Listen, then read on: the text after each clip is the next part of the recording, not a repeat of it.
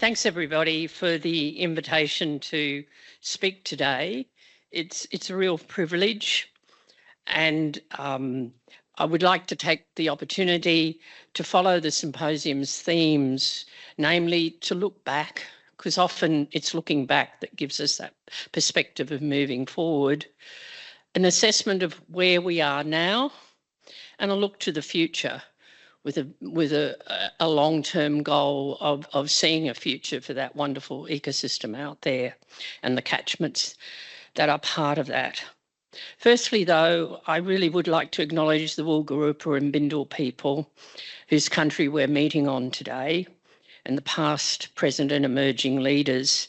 And I especially look forward to Bob's presentation after me about the millennia of stewardship of the reef that our traditional owners have followed, rather than the decades that we've actually interacted with the reef.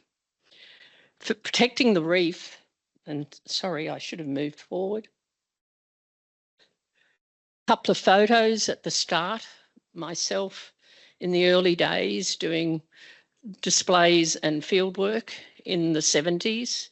There weren't very many crocs around, so that photo is actually me on the outer mangrove edge in Trinity Inlet doing a night survey in the early 1970s. I suspect you wouldn't do that these days and live for the experience. And of course, more recently, as the ageing processes take over, you end up being around a lot of committees, which has been my fate, for want of a better term. Protecting the reef really has been a constant theme for me through my professional and personal life.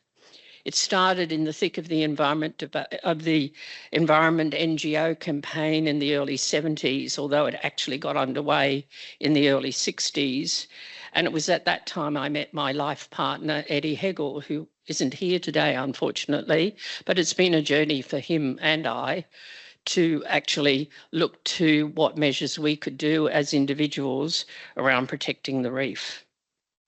For those, my memories of those years are as a young, politically naive, incredibly enthusiastic activist, as you are in your early 20s, actually with a science background, was one of the early science degree graduates from University of Queensland.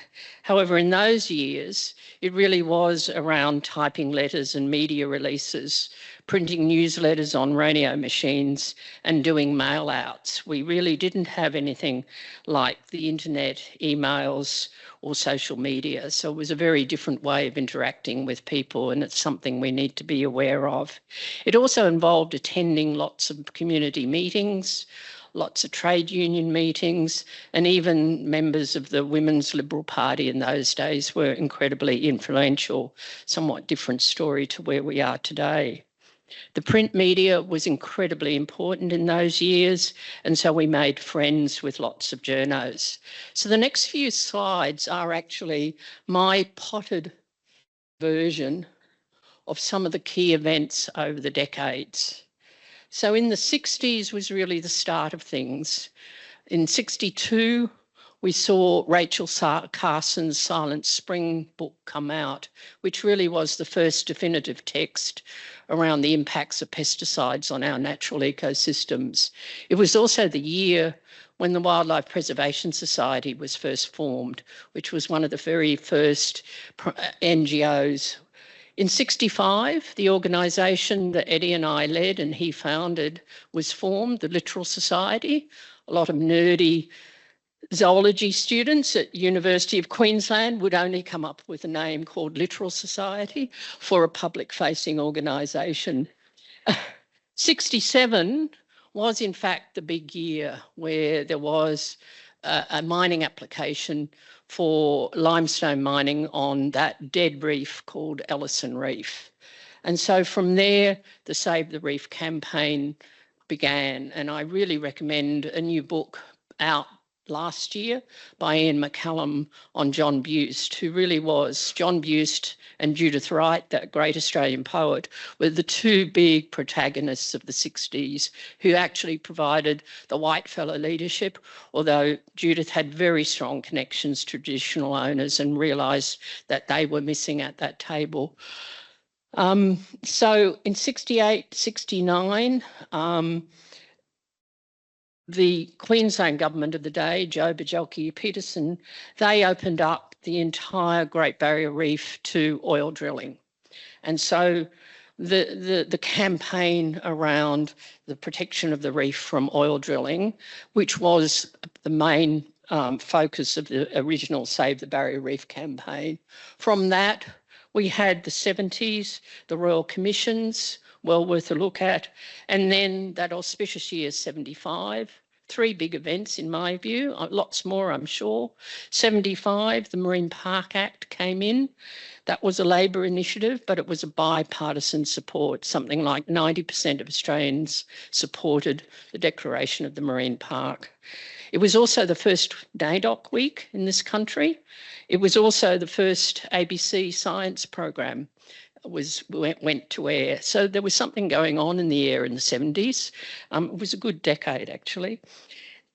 Interestingly, the bipartisan relationship between Queensland and the Commonwealth and the Australian government came into force, despite, I think, Bajelki-Peterson not exactly engaging with it. But there was the Emerald Agreement, which was actually written on a serviette in a Chinese restaurant in that Western Queensland town called Emerald, which was the first joint agreement between Queensland and the Australian government about joint management of the reef, which has now been translated to an actual amendment or an addendum to the Marine Park Act in terms of called the Intergovernmental Agreement between Queensland and Australia. And the Capricornia section was declared. So through to the 80s, and I will labour you because I think it's good to understand the steps we've taken as a country and as a community about what we've done. The 80s, again, was a period of consolidation. One of the highlights was the declaration or the inscription of the World Heritage Area for the reef on the World Heritage Site. However, we also saw in that period the zoning plans completed. While we had the Act in 75, the actual planning instruments that managed human use on the reef weren't actually in place until that early 80s, the 84. And they were a fairly cautious exercise in zoning because it was a big experiment. Nobody had attempted to proactively limit our use, human use, of a very large landscape on this globe. And the Marine Park was one of the first attempts. So there were some very cautious decisions made, mainly because we were dealing with a fairly aggressively strong Queensland government, but also the fishing industry. They were very strong protagonists, and a large number of coastal interests. So 81 was an important year, and 83, 84. 83 also was the year, despite having the Marine Park Act coming in 75 that precluded oil drilling in the marine park, there were parts of the reef region defined under the Royal Commission that were still open that weren't covered by the marine park, in particular a lot of inshore systems that were excluded thanks to Queensland's persistent negotiations. And so in 83, there was federal legislation around protecting the entire marine park to oil drilling. And then the tourism industry was building up a major momentum in that period, and we had the floating hotel. Whoever came up with the idea of a floating hotel out there, effectively, it was on John Brewer Reef, and there were an awful lot of seasick staff and tourists attending. So they never could keep the swimming pool full on the floating reef because of the swell out there on Brewer Reef. And anybody who's been out there will be familiar with it. For us, in Littoral Society times, the 90s was in fact an interesting period. It was a period almost, we have highs and lows when you're going through periods of, and I need to keep an eye on time. I think I'm doing okay, Kerry. The 90s, as a Littoral Society, it was very interesting. Being a science-based organisation, we went into the zoning plans full of enthusiasm about whether we could capture the data to inform the decision-making that we needed to do good zoning. We ended up realising we actually didn't have the systems in place. There was an awful lot of grey literature around, a little bit of published literature. So it was at that time, and thanks to one of our volunteers who was working as an IT consultant in those days, this was the late 80s, early 90s, with the mining industry, he developed the first relational database about, and we spent the time, Eddie in particular, but I and a colleague actually geolocaling all the centroid locations of all the reefs out there on a table in Yurongpili in Brisbane. It was a fun few days. And we built a relational database that we then handed over to the Marine Park Authority as the first bit of relational good documentation of the data underpinning our decisions. We also saw the emergence in the 90s of what was known euphemistically as the Dugongs War. That was when we realised the impacts that the gillnet fishing in particular was having on our dugong populations and the bycatch that was associated with gillnets. And so that the 90s was really the start of the focus of intense interest of the impacts of the commercial fishing industry in particular on our fish communities out there and the threatened, endangered and protected species, the big megafauna in the reef. Fisheries reform started, and John Tanzer, who many of you know, can tell you the stories of dragging Queensland into the 20th century for improved fisheries management.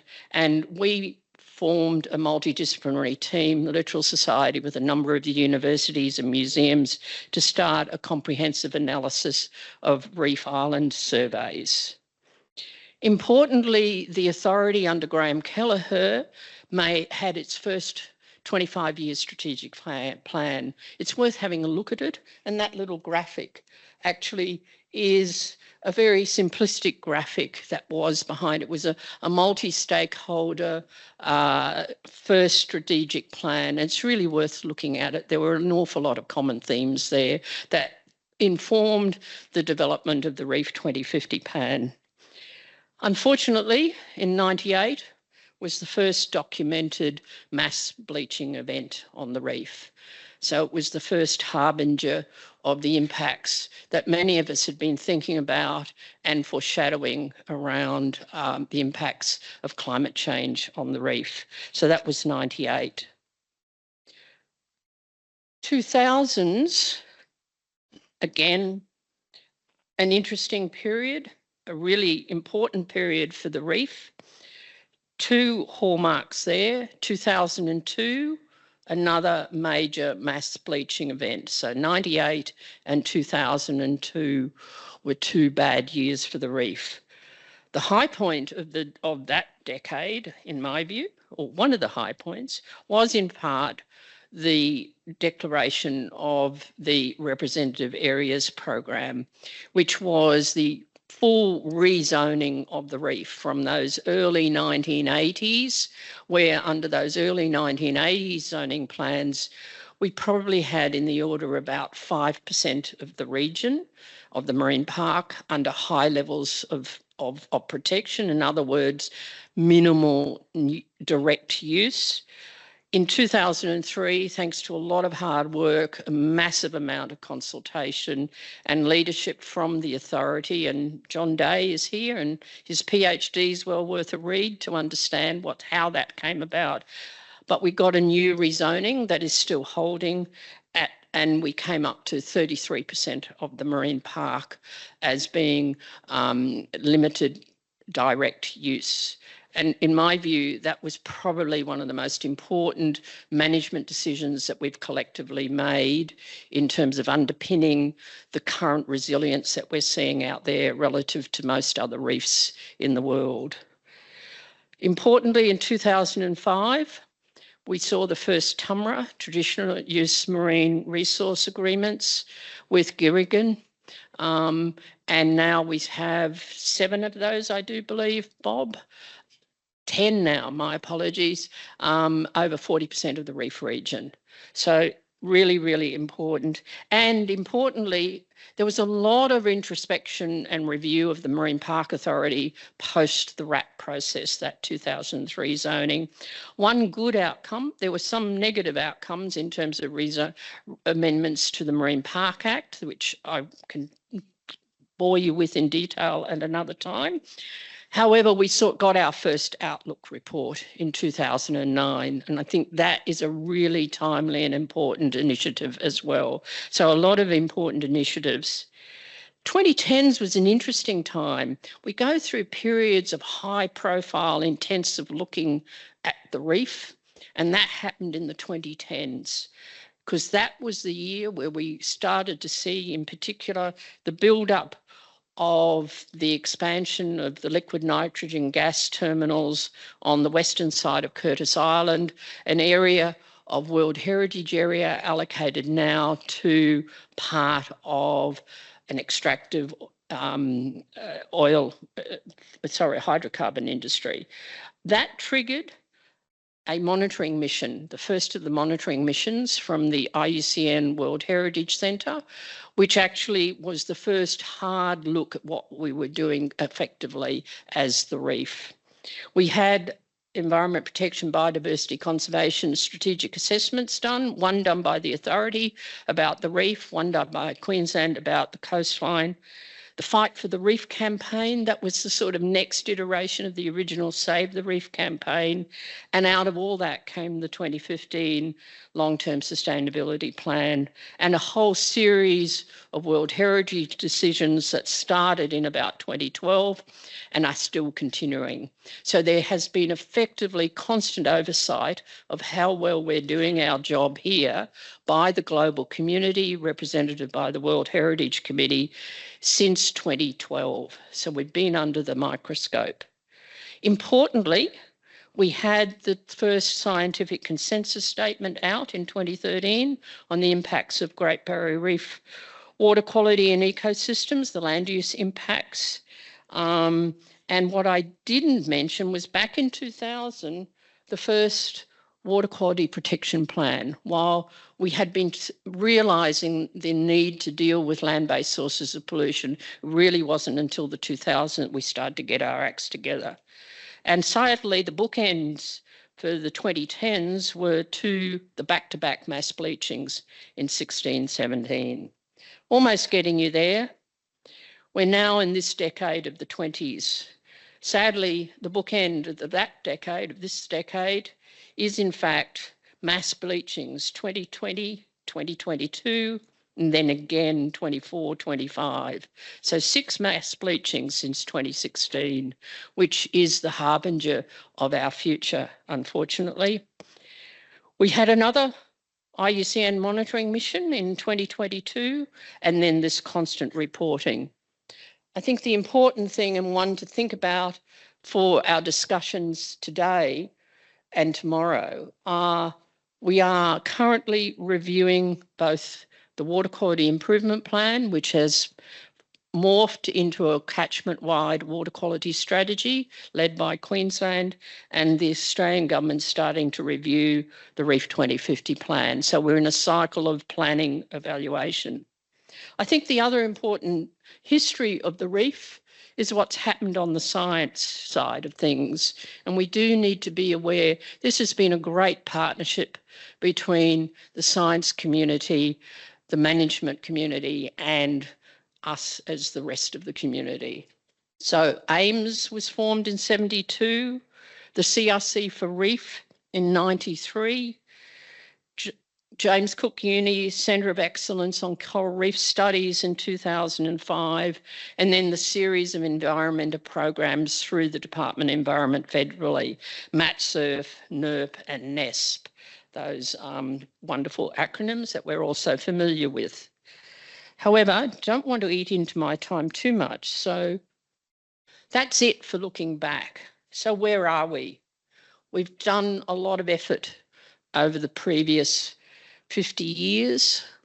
Unfortunately, despite our best efforts, we're seeing only a few reversals of declines in some of the critical elements of the reef.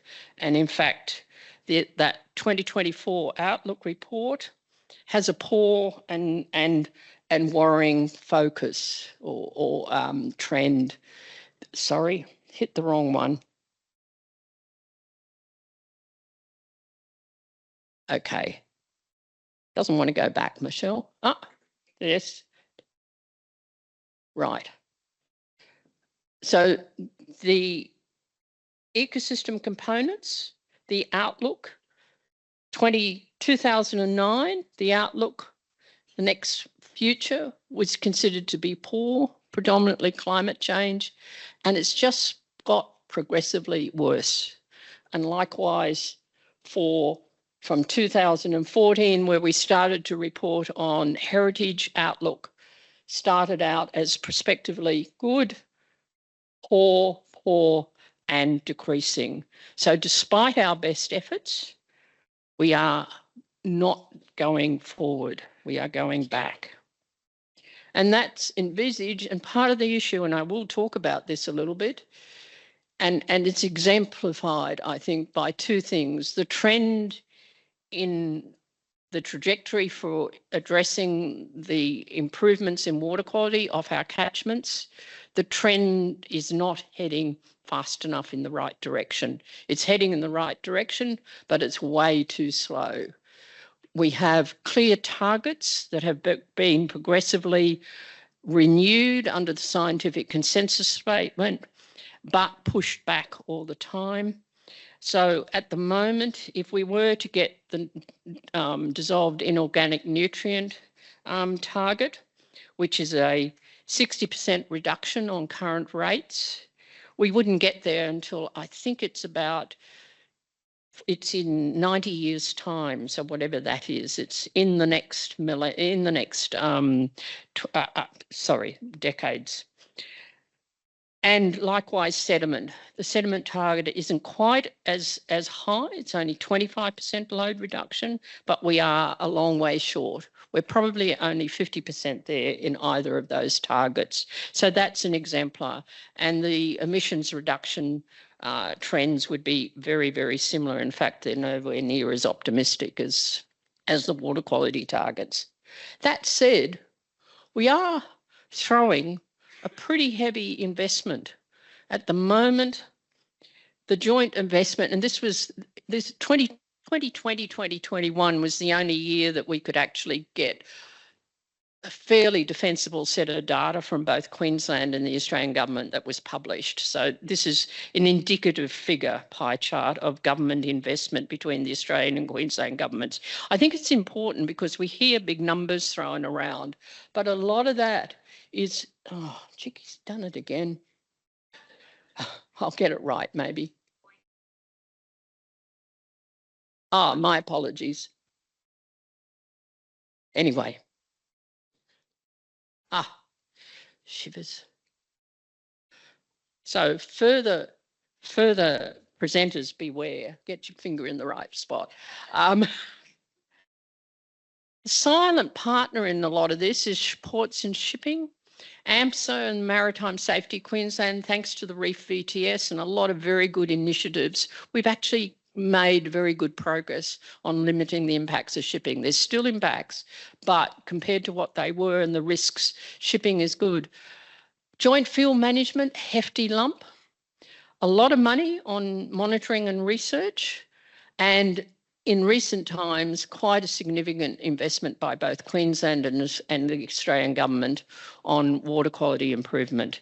So we are spending a goodly amount of money, 380 million. However, it's insufficient. And this is one of our problems. And it's kind of like all of us, you think you're going to do a home renovation for 10 grand and you end up being 100 grand. And that's what's happening. We constantly underestimate the costs of actually remediation. So that's the history of that. We actually now, thanks to the investment of a number of the people in this room and elsewhere, have a pretty good understanding of communities, our regional communities' perceptions and levels of support. Thanks to CELTEMP, the Socio-Economic Long-Term Monitoring Program, we've got data sets since I think it's 2011, Matt. And the regional report cards have started doing regional resident surveys since 2017. So we actually have a fairly reasonable, defensible snapshot of what the regional communities think and know about the reef. We actually have an amazing network of social capital out there. Some 70 traditional owner groups along the coast starting to come together and be organised with the Sea Alliance emerging. Bob and I first met many moons ago and he was there promoting the Sea Alliance. So it's starting to have traction, and 10 tumras. We do have the 6 natural resource management groups with a good institutional set of arrangements within each of the major catchments. We do have the 5 regional report card partnerships and really wide-ranging set of stakeholders from government through industry, through community, through research around each of those tables. Gurumpa has 9 local marine advisory groups and 407 reef guardian schools. So that's a huge outreach into our school communities. And 21 reef guardian local governments. There is a good momentum within local government to start to engage, and they actually have a strategic plan about engaging and delivering their capabilities under the Reef 2050 plan. And we do have a wonderful network. First interactions for me with them were back in the 70s of a range of community groups under land care, coast care, environment groups, and now the emerging citizen science groups. And Adam and Jacinda are here, who's a very strong. So the social capital is there if we can draw it in and make it come together effectively. So where are we? And I must be starting to run out of time. 3 minutes, not too many more. My reflections. As Fred said, protecting the reef is really doing less about interfering by us with what's going on out in the ecosystems out there. It's perfectly capable of getting along really well with our interventions. While localised impacts are really important, it's really getting on top of those far-reaching impacts from the catchments right through to the greenhouse gas emissions in our atmosphere that will make the difference out there. Ecosystems do reach tipping points, and certainly in the inshore systems, we've reached those tipping points, in my view, in a number of areas. The big losses for the reef ecosystems have been in our inshore systems. And as I said, our best efforts to date have only reversed some of our declines. We actually now have spent, I think, a good focused 30 years trying to understand and implement solutions. And that's come from experience both in the land, in the lab.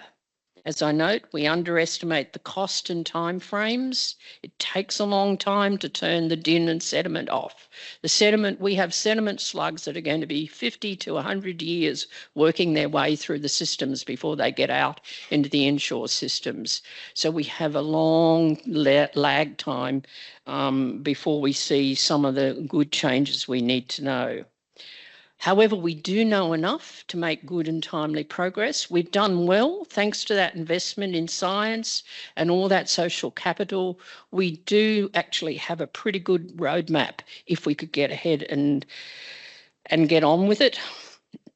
we do need to keep monitoring and reporting so that we actually know what's happening. It's pointless managing something if we're not monitoring it and understanding what's happening out there. And adaptive management is crucial. We've got to follow that learning by doing, It's a constant cycle. I think our challenges are, while we've got good acceptance of the problems in parts of our community, there is still a need for broader acceptance. And protecting the reef isn't just a special initiative, it's core business. As Jason said, it's what we do on a day-to-day basis. It's what we do in our backyards, in our sheds, in our industrial sites, in our ports on a day-to-day basis. We have to have effective application of existing and new law and policy. Too often we have good legislation that is poorly implemented with very poor compliance and enforcement. And there's any number of acts I can rattle off, starting with the EPBC Act and going through to the Queensland Environment Protection Act, and then maintaining our motivations and maintaining our hope. So the future, and this is what I was supposed to talk about, we actually do know the risks. Thanks to Outlook, we actually have a very good handle on ecosystem-wide, reef-wide, very high level of risks, and they're very familiar. The critical interventions we absolutely know: reducing emissions, improving resilience, in particular improving resilience through improving water quality and maintaining and enhancing fish communities. To my view, they're the crucial two must-dos along with emissions reduction. And the challenges, and I look forward to this discussion today, engaging and empowering all of civil society. Social media brings big challenges, so it's about challenging the mistruths and lies, contributing to the public debates, all of us, understanding and communicating the consequences of what we're doing where, and I guess I'm a good example, not giving up, being really, really determined. And if you want to actually stay abreast and be informed, I suggest these are a couple of good reads. Saville Kent's, I think that's the late 1890s, wonderful dissertation, and really shows the shifting baselines out on the reef. Judith Wright's and now Ian McCallum's are the origin stories about the conservation campaigns, and they do, for me anyway, and I'm a bit of a nerd, so they do give you an understanding of what we went through, and it was an interesting time. And Paul Hardisty's book, In Hot Water, really highlights the struggle that's gone on with the science community, and in particular the mistruths and lies that have been put about our science. And finally, would like to acknowledge on the Reef website, the authority's website, there's a great timelines for the last 50 years, so a good shout out to that. So thank you, everybody.